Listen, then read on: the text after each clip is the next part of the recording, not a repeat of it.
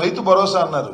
నేను మనవి చేస్తున్నా, చంద్రబాబు నాయుడు గారు రైతు భరోసా కింద సంవత్సరానికి 20,000 రూపాయలు అన్నారు.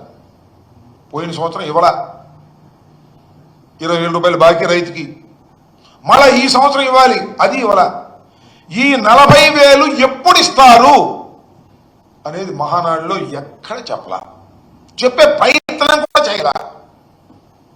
ఇకపోతే అమ్మఒడి, దాన్ని ఏదో తల్లికి వందనం అని పేరు మార్చాడు చంద్రబాబు నాయుడు గారు. మంచిదే, మీ పార్టీ కాబట్టి అధికారంలోకి వచ్చింది, మీరు పేరు మార్చుకున్నారు. ఏమన్నారు మీరు?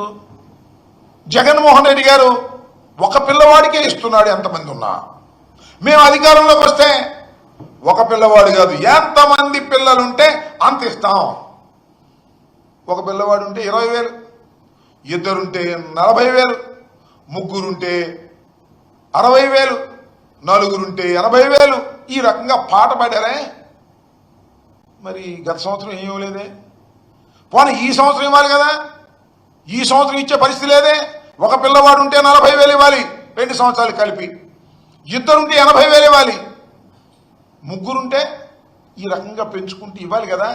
మరి ఇచ్చేటటువంటి ప్రయత్నం గురించి ఏదో సొలుకబులు చెప్పారు తప్ప ఆ పద్ధతి చెప్పలా. ఇస్తాము అని హామీ ఇచ్చారు. చిత్రం ఏంటంటే,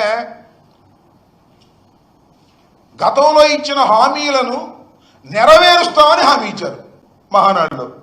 ఇప్పుడు నిన్న ప్రజాస్వామ్యంలో ఇది హామీలను నెరవేరుస్తామని హామీ ఇచ్చేటటువంటి కార్యక్రమం చేసినటువంటి ఘనులు చంద్రబాబు నాయుడు గారు, తెలుగుదేశం పార్టీ అని మనవి చేస్తున్నా.